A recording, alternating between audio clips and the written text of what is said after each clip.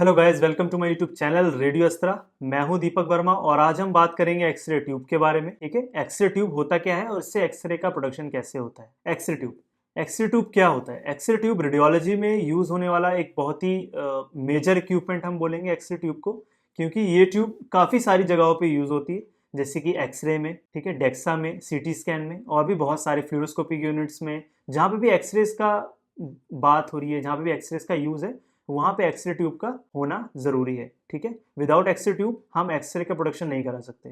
तो होता क्या है असल में, एक्सरे ट्यूब होती क्या है, आज इसके बारे में बात करेंगे। कैसे उससे एक्सरे का प्रोडक्शन होता है उसके बारे में बात करेंगे। देखिए, एक्सरे ट्यूब क्या होती है। एक्सरे ट्यूब क्या होती है? एक्सरे ट्यूब एक इलेक्ट्रिकल डिवाइस है, एक तरीके का डिवाइस ही है वो। एक इलेक्ट्रिकल डिवाइस है जो कि जनरेशन ऑफ एक्सरेज में यूज होता है। उससे क्या, एक्सरेज का जनरेशन होता है। अभी होता कैसे है? This is accomplished by the acceleration of electrons. मतलब एक्सेलरेशन हमने कराया इलेक्ट्रॉन्स का और उनको सडनली डी एक्सेलरेटिंग दैम, उसने सडनली रोका भी। तो पहले एक्सेलरेशन कराया, तेजी से कैथोड से एनोड की तरफ इलेक्ट्रॉन्स को भेजा और उनको वहीं पे हमने डी एक्सेलरेशन भी कराया। The energy of the x-ray is dependent on the kinetic energy of the electrons. और जो भी एक्सरे की एनर्जी होगी, हम बोलते हैं कि low energy x-ray, high energy of x-ray, ये किस पे डिपेंड करता है कि कैथोड से एनोड की तरफ कितनी तेजी से इलेक्ट्रॉन्स जा रहे हैं, उनकी क्या काइनेटिक एनर्जी है, उनके बीच में क्या पोटेंशियल डिफरेंस है।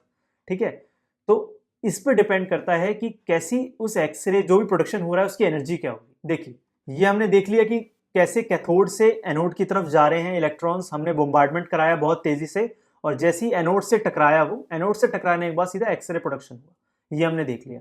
अभी हम देखेंगे कि जो पूरी ट्यूब है, एक्सरे ट्यूब के बारे में बात करेंगे हम इसमें। तो पूरी जो एक्सरे ट्यूब है, इसमें क्या क्या कंपोनेंट्स होते हैं, क्या क्या मेजर कंपोनेंट्स हैं। सबसे पहला ग्लास एनवलप होता है। एक ग्लास होता है जो पायरेक्स का बना होता है, हम आगे और भी देखेंगे इसके बारे में। पायरेक्स ग्लास होता है।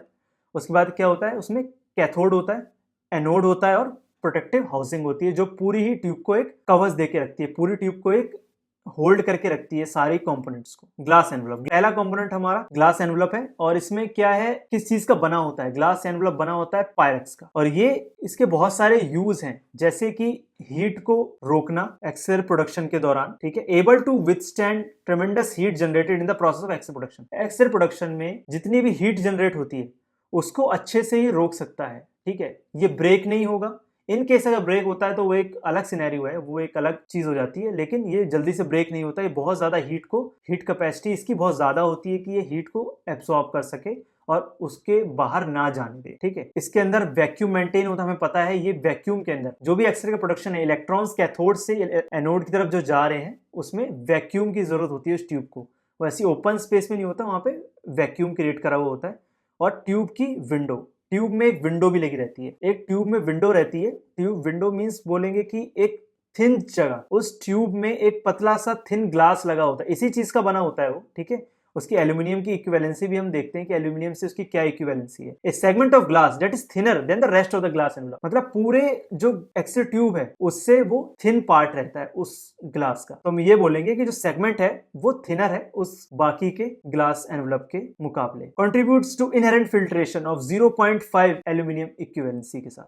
मतलब एक तरीके से फिल्ट्रेशन का भी काम करता है। जो भी एक्सरे प्रोडक्शन हुई, उस जो ग्लास जो हम बोल रहे हैं कि थिन है, वो जो विंडो हम बोल रहे हैं कि एक्सरे विंडो है, वहां से जैसे ही एक्सरे प्रोडक्शन होता है तो एक तरीके से फिल्ट्रेशन भी होता है उसका। और कैसे फिल्ट्रेशन होता है? 0.5 mm एल्यूमिनियम इक्विवेलेंसी का। 0.5 mm एल्यूमिनियम की इक्विवेलेंसी होगी, उतने के बराबर क्या होगा, उसका फिल्ट्रेशन होगा एक्सरे का, जो भी एक्सरे उसमें से निकल रही है। हम अब कैथोड के बारे में देखेंगे। ठीक है, कि कैथोड होता क्या है। कैथोड एक एक्सरे ट्यूब का वो पार्ट है जिसका बहुत इंपॉर्टेंस है।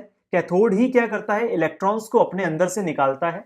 ठीक है, अपने अंदर से इजेक्ट करता है, किसकी तरफ? एनोड की तरफ। एनोड की तरफ उसको भेजता है। कैसे होता क्या है, कैसे यहां से इलेक्ट्रॉन्स निकलते हैं? देखिए, कैथोड क्या है, नेगेटिवली चार्ज इलेक्ट्रोड है जिसमें दो प्राइमरी पार्ट्स होते हैं। एक फिलामेंट होता है, दूसरा फोकसिंग कप होता है। ठीक है, फिलामेंट में क्या होता है, मॉडर्न एक्सरे ट्यूब की बात करेंगे, इसमें जो कूलिश ट्यूब है उसकी बात नहीं करेंगे। मॉडर्न एक्सरे ट्यूब में बेसिकली 2 फिलामेंट्स होते हैं। ठीक है, अब ये 2 फिलामेंट्स क्यों होते हैं? तो ये 2 फिलामेंट्स किस लिए होते हैं? अलग अलग फोकल स्पॉट्स के लिए होते हैं। तो 2 फिलामेंट्स होते हैं मॉडर्न एक्सरे ट्यूब में, एक स्मॉल और एक लार्ज। फोकसिंग कप किसका बना होता है? निकल का। और हमारा जो फिलामेंट है वो किसका बना होता है? टंगस्टन का। जो हमें पता होना चाहिए कि टंगस्टन सबसे इंपॉर्टेंट मेटल है और इसका रेडियोलॉजी में बहुत ज्यादा यूज भी होता है, एक्सरे ट्यूब और काफी ऐसी चीजों में। फिलामेंट टंगस्टन का बना होता है। मॉडर्न एक्सरे ट्यूब में 2 फिलामेंट्स होते हैं। फोकसिंग कप निकल का बना होता है, जो कि नेगेटिवली चार्ज होता है और रिपेल करता है, क्योंकि हमें पता है इलेक्ट्रॉन्स क्या है, नेगेटिवली चार्ज है। और निकल कब बनाया हुआ होता है, जो कि नेगेटिवली चार्ज होता है, हम उसमें अलग से इलेक्ट्रिकल सप्लाई होती है जो उसको नेगेटिव चार्ज प्रोवाइड करती है। तो नेगेटिव चार्ज होने की वजह से जैसे ही कैथोड फिलामेंट से जो हम देख रहे हैं, ये जो चीज है, जो हमारा फिलामेंट है टंगस्टन का, यहां से जैसे ही इलेक्ट्रॉन का क्लाउड क्रिएट हुआ, जैसे ही हमने इसमें करंट दिया कैथोड में, तो ये जो नेगेटिवली चार्ज इलेक्ट्रोड है, ये क्या करेगा, अपना जो इलेक्ट्रॉन्स निकालेगा अपने सराउंडिंग, इसी कैथोड के सराउंडिंग में क्या होगा, एक क्लाउड क्रिएट होगा, एक बादल, इलेक्ट्रॉन्स का बादल क्रिएट होगा, ठीक है। थर्मियोनिक एमिशन कहते हैं उसको। उस थर्मियोनिक मींस थर्मियोनिक, नाम से ही पता लग रहा है हमको, थर्मियोनिक में जिसमें वर्ड आ रहा है उसका मतलब हीट भी है, ठीक है, और उससे एक आयंस क्रिएट हुए, तो हम बोलेंगे थर्मियोनिक जब भी चीज हम बोलेंगे मतलब हीट से इलेक्ट्रॉन्स का निकलना। तो कैथोड फिलामेंट में सेम यही चीज होती है, ये जो फिलामेंट्स हैं इनसे क्या होता है, इलेक्ट्रॉन्स का क्लाउड क्रिएट होता है, और ये क्लाउड ज्यादा पोटेंशियल डिफरेंस कैथोड और एनोड के बीच में होने की वजह से ये क्या करते हैं, कैथोड से एनोड की तरफ इलेक्ट्रॉन्स को पुश करता है, ठीक है। तो फोकसिंग कप का भी काम यही है, वो क्या करता है कि ये बचाता है असल में कि इलेक्ट्रॉन्स ज्यादा स्कैटर ना हो और अपने जो डायरेक्शन हम जो चाह रहे हैं बिल्कुल उसी डायरेक्शन में एनोड की तरफ वो बढ़े, ठीक है। नेगेटिव चार्ज होता है फोकसिंग कप और रिपेल करता है इलेक्ट्रॉन्स को, क्योंकि वो नेगेटिव टू नेगेटिव रिपेल करेगा इस वजह से। एनोड, हम एनोड के बारे में बात करेंगे। इसमें मॉडर्न एक्सिल ट्यूब्स में कहीं कहीं जगह पर स्टेशनरी एनोड का भी यूज होता है और कहीं कहीं जगह पर रोटेटिंग एनोड्स का भी यूज होता है। जो टारगेट होता है वो रोटेटिंग होता है और स्टेशनरी एनोड में जो टारगेट होता है वो स्टेशनरी रहता है, नाम से ही जैसे पता लग रहा है इसमें। तो होता क्या है एनोड, एनोड क्या है, पॉजिटिवली चार्ज इलेक्ट्रोड है, क्योंकि क्या होता है इलेक्ट्रॉन्स नेगेटिवली चार्ज है और यहाँ पे हमने जो करंट दिया हुआ है वो पॉजिटिवली चार्ज है, तो ये भी एक तरीके से उसको अट्रैक्ट करता है अपनी तरफ और इलेक्ट्रॉन्स जो है उससे टकराते हैं और तब एक्सरे का प्रोडक्शन होता है, ठीक है। ये तो हमें पता ही है, अभी तक हमने ये जान लिया। टू टाइप्स ऑफ एनोड होते हैं, स्टेशनरी एनोड और रोटेटिंग एनोड। स्टेशनरी एनोड में कॉपर का एक सिंपल बार होता है पीछे कॉपर का, और जिसमें टंगस्टन आगे सिंपल लगा रहता है, तो जैसे ही इलेक्ट्रॉन्स इसमें आते हैं उससे टकराते हैं और सीधा एक्सरे का प्रोडक्शन करते हैं। लेकिन रोटेटिंग एनोड में ऐसा नहीं होता है। रोटेटिंग एनोड में क्या होता है, मॉलिब्डेनम का स्टेम होती है, ये दिख रहे हैं आप स्टेम, मॉलिब्डेनम का स्टेम होती है, ये पीछे कॉपर का पूरा एक बार रहता है और ये टंगस्टन का ट्रैक रहता है। अब ये जो व्हील दिख रहा है, ये व्हील रोटेट करता है, इसलिए इसको नाम दिया गया रोटेटिंग एनोड, ठीक है। ये रोटेट करता है। इन दोनों का डिफरेंस क्या क्या है और इसको कहाँ यूज होता है वो हम आगे देखते हैं, ठीक है। हम इसमें डिफरेंस देखेंगे स्टेशनरी एनोड और रोटेटिंग एनोड के बीच में, ठीक है। स्टेशनरी एनोड क्या होता है, स्टेशनरी एनोड सिंपल एक कॉपर बार होता है जिसमें आगे टंगस्टन का टारगेट रहता है, और टंगस्टन का टारगेट उसमें रहता है क्यों, क्योंकि उसमें बोmbardment हमें करानी है एक्सरे प्रोडक्शन के लिए। तो होता क्या है, ये ज्यादातर डेंटल एक्सरे ट्यूब्स में यूज होता है। ये नॉर्मल जो हमारे एक्सरे में जो नॉर्मल एक्सरे सेटअप्स हैं वहां पर या उसमें किसी सिटी के सेटअप में उसमें यूज नहीं होता है इसका, ठीक है। इसका यूज जो डेंटल्स में ही ज्यादा होता है क्योंकि वहाँ पे हैवी ड्यूटी एक्सरे ट्यूब्स की नीड नहीं होती, ज्यादा जरूरत नहीं होती है। रोटेटिंग एनोड, दूसरी साइड हम देखें रोटेटिंग एनोड क्या है, rotating anode provides greater target area and greater heat dissipation. ये बड़ा target according to the stationary anode, हम आपने पीछे भी स्लाइड्स में देखा था कि एक बड़ा टारगेट मिलता है इलेक्ट्रॉन्स को बोmbardment कराने के लिए और बेहतर हीट डिसिपेशन भी होती है इससे। इसके घूमने की वजह से, रोटेट करने की वजह से क्या होता है, इसमें जो हीट डिसिपेशन है वो बहुत अच्छा होता है, ठीक है। Affords the ability to attain greater exposure loads, ये ज्यादा अच्छे से एक्सपोजर लोड्स को ले सकता है by providing a large area for the electron beam to interact with the target. मतलब लार्ज इलेक्ट्रॉन बीम को ज्यादा ये कैप्चर कर सकता है एक तरीके से बोले, और इसको ये अच्छे से उसको एक्सरे प्रोडक्शन में कन्वर्ट कर सकता है। तो ये बहुत अच्छा बेहतर ऑप्शन है स्टेशनरी एनोड्स का, स्टेशनरी एनोड से रोटेटिंग एनोड का। Enhanced heating capacity due to increased RPM, मतलब रोटेटिंग की वजह से, रोटेशन होने की वजह से क्या होता है, रोटेशन पर मिनट की बात हो रही है, आरपीएम हमारा। Enhanced heating capacity due to increase RPM approx 3500 RPM पर ये जो एनोड होती है वो रोटेट होती है, जिसकी वजह से हीट डिसिपेशन भी बहुत अच्छा होता है और जिससे एक्सरे प्रोडक्शन क्वालिटी भी बढ़ती है। प्रोटेक्टिव हाउसिंग, अब प्रोटेक्टिव हाउसिंग क्या होता है, प्रोटेक्टिव हाउसिंग एक तरीके से आउटर लेयर है, बिल्कुल आउटर मोस्ट लेयर है एक्सरे ट्यूब की, ठीक है। इसी के अंदर ग्लास एनवलप, कैथोड, एनोड और जितनी भी चीज़ें हमने अभी डिस्कस करी वो सारी इसी के अंदर होती हैं। इसका बहुत इंपॉर्टेंट रोल है एक्सरे ट्यूब के अंदर।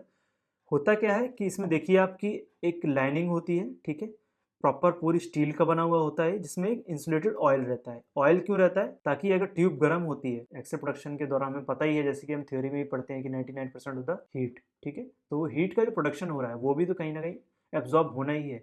तो ये ऑयल पूरी ऑयल बाथ जो होती है, मतलब ऑयल में एक तरीके से नहाती रहती है जो एक्सरे ट्यूब होती है, ठीक है। मॉडर्न एक्सरे ट्यूब्स होती हैं वो ऐसे ही बनाई जाती हैं ताकि उसमें हीट कैपेसिटी उसको होल्ड करने की बहुत अच्छी हो। तो ये ऑयल्ड बाथ होती है, ऑयल्ड रहता है इंसुलेटेड ऑयल, ठीक है। ये क्या है, एक तरीके की मोटर हैं, आप समझ सकते हैं। मोटर्स हैं जो एनोड को रोटेट कराने में मदद करते हैं। ये यहाँ से एक नॉर्मल जो एनोड के लिए इलेक्ट्रिक सप्लाई है वो है, और ये दूसरी तरफ के कैथोड के लिए जो इलेक्ट्रिक सप्लाई है वो है।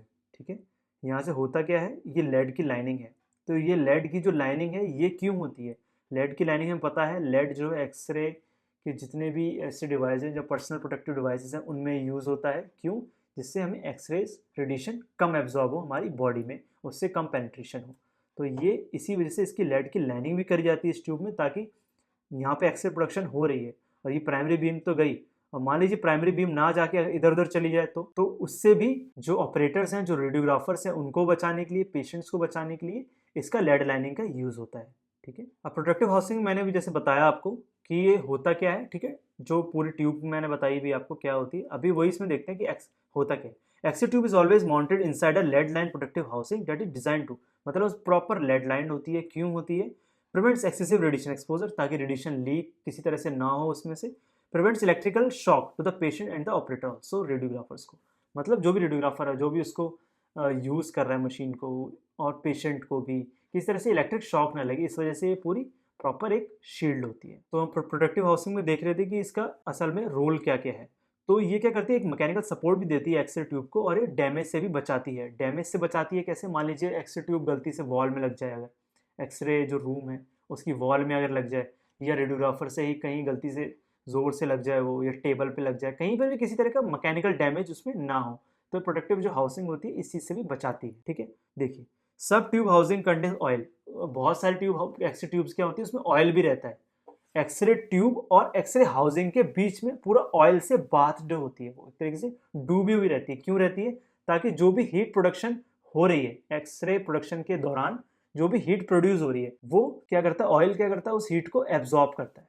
ठीक है, तो उससे क्या होता है, जो ट्यूब होती है वो कूल डाउन रहती है। तो इसी चीज़ को ध्यान में रखते हुए इसको इस तरह बनाया जाता है कि उसमें ऑयल भी उसमें डाला जाए। Some tube housing contains a cooling fan to air cool to the tube. होता क्या है कि किसी किसी एक्सरे ट्यूब में एक नॉर्मल फैन, जो एयर कूल फैन होता है, उसका भी यूज़ करा जाता है कूलिंग के लिए। और अगर ये सही से डिज़ाइंड है तो इसमें से जो भी रेडिएशन लीकेज हो रही है वो एक लेवल तक, बहुत हद तक कम हो सकती है। जैसे कि इसमें लिखा भी गया है कि 100 मिली रोंजन पर आवर, और 1 मीटर की डिस्टेंस से अगर मेज़र किया जाए उसको, तो उसके अंदर इससे भी कम, लेस देन दिस वैल्यू, ये रेडिएशन लीकेज को कम करती है। Okay guys, thank you so much for watching this video. I hope ये वीडियो आपको अच्छा लगा होगा। अगर ज़रा सा भी आपको इसमें कुछ न्यू चीज़ पता लगी है, कुछ अच्छा कॉन्सेप्ट क्लियर हुआ है एक्सरे ट्यूब को लेके, या और भी चीज़ें आपको इसमें जानने को मिली हैं, तो प्लीज़ लाइक एंड सब्सक्राइब, क्योंकि आप सब्सक्राइब करते हैं तो मुझे एक मोटिवेशन मिलता है नेक्स्ट वीडियो बनाने के लिए, कि हाँ, कोई है, सुन रहा है मुझे और मेरी वीडियोज़ को देख रहा है, शेयर कर रहा है, कमेंट कर रहा है और लाइक कर रहा है। ठीक है, तो लास्ट वीडियोज़ में बहुत अच्छा रिस्पॉन्स दिया, उसके लिए मैं बहुत थैंक यू हूँ आपका। और मैं चाहूँगा कि ऐसे ही आप अपना जो एक तरीके से कंट्रीब्यूशन है वो अपना आप देते रहें मेरी वीडियोस में। ठीक है, मैं कोशिश करूँगा बेस्ट टू बेस्ट आपके लिए इजी लैंग्वेज में और एकदम बेसिक से आपको मैं समझाने की कोशिश करूँ। ठीक है, thank you so much guys.